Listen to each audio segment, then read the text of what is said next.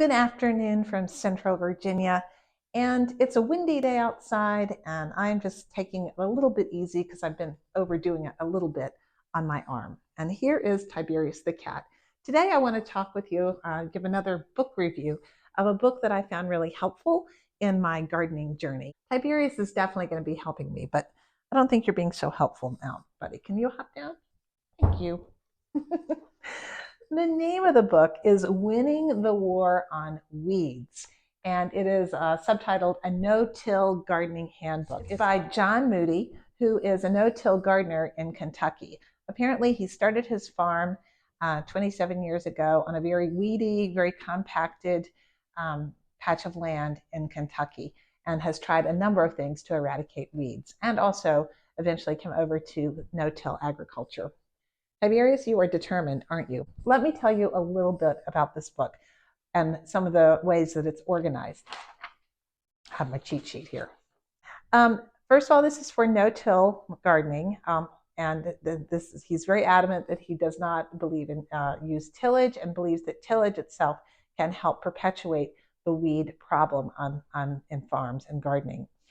He uses a variety of weed management tools. He's not dogmatic about which ones are the best or that you only have to use one. I like that it's got that pragmatic approach to it. And also throughout the book, he is comparing all of the various techniques that he's used and talking about both the pros and the cons of each one, and evaluating them in terms of their effectiveness, their costs, their pros and cons, and also on the impact on the environment. So that's a good thing.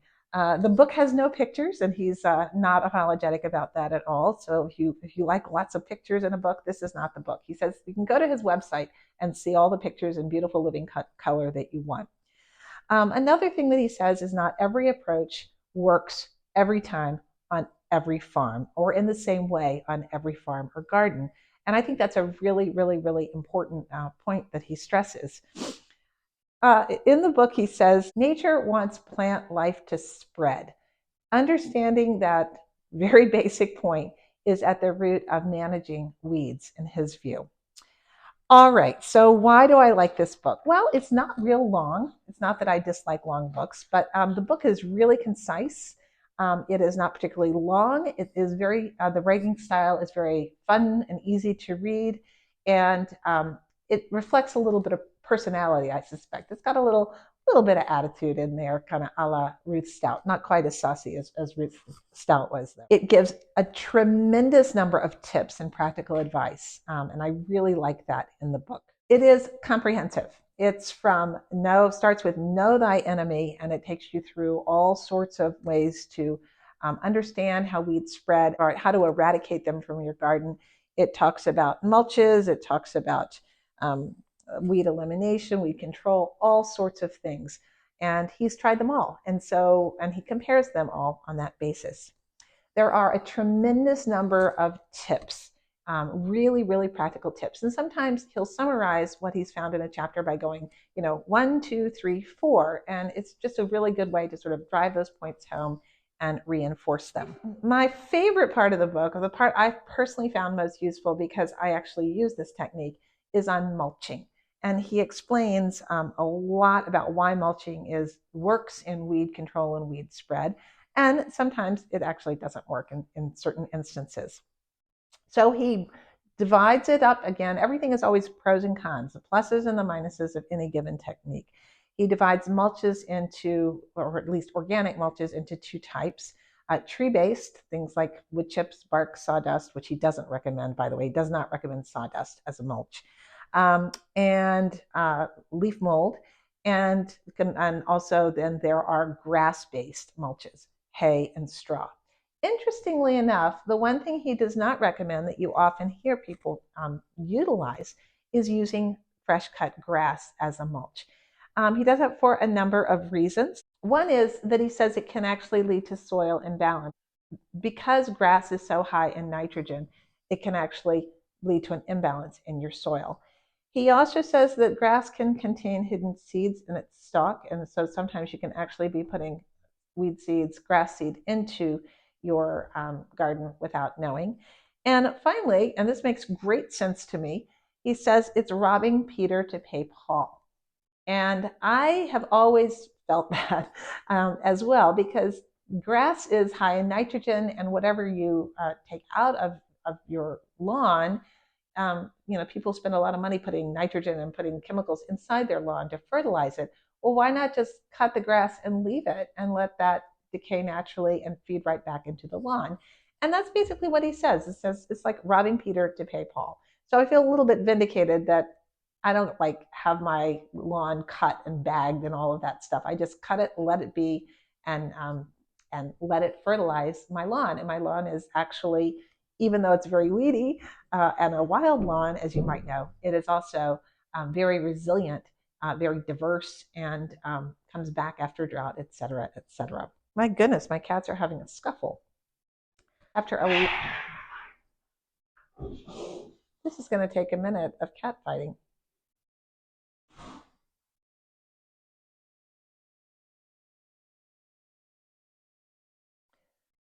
Finally, chapter 11 I found useful too. It's called Organizing Your Army, and it talks about things like utilizing cover cropping and intercropping, etc. One of the things that I really like is throughout the book, he's got some very useful charts. Let me show you one as an example. He has a list of intercropping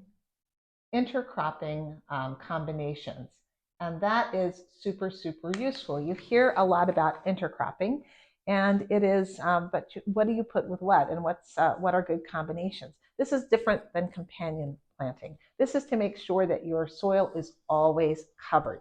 He stresses that bare soil is a weed's best friend. And so you need to take that best friend away from weeds to keep them under control. So some examples of the intercropping options are radishes with carrots or lettuce, lettuce with broccoli, kale, or cauliflower, dill with cabbage and broccoli, dried beans with corn, cotton with melons. Had never thought of that before. I don't grow cotton in my part of the world. Chard with lettuce or scallions, lettuce with broccoli or cauliflower. Lots of combinations like that he uses. He talks about the difference between intercropping and companion planting as well. Both of those techniques he utilizes. I think if I were gardening on a larger scale or farming a bigger piece of, or was more of a farmer, I would really utilize these methods of cover cropping. Another technique that he uses to eradicate weeds and manage weeds, one is called solarization and the other is called occultation. And that has to do with warming the soil to force germination and then essentially killing off the seedlings as they grow. There's a little bit of a difference between solarization and occultation, which I won't go into, but it seems like a pretty wise technique to be able to eradicate weeds in larger growing areas or smaller growing areas. I think if I were working on a larger scale, I would probably try those techniques, and maybe I'll just experiment with them a little bit on a small scale to see how they work. Another thing that he does in his book, which I really appreciate, the back of his book is full of very useful charts. It essentially summarizes the findings of the various chapters, and it gives you a really great way to succinctly compare his findings and understand his findings on the different categories. For example, one of the charts is about the armory, weapons for controlling weeds, and it compares when eating your enemies, in other words, using those weeds that are edible and using them for food, versus forced germination, cover cropping, occultation, companion planting, etc. So it compares those things on a variety of ways, when they work best, what time to use them. Many, many charts. Here's an example of fence line management comparisons. So these things are really, really practical and can help you make decisions about what techniques to pursue and which ones might be right for you. So I would recommend this book, Winning the War on Weeds.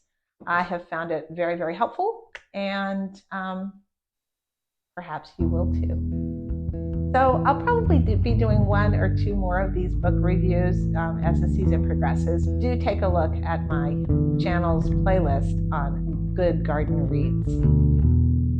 Again, thank you so much for watching today. I hope your garden is doing well, and I hope you're well. Take care.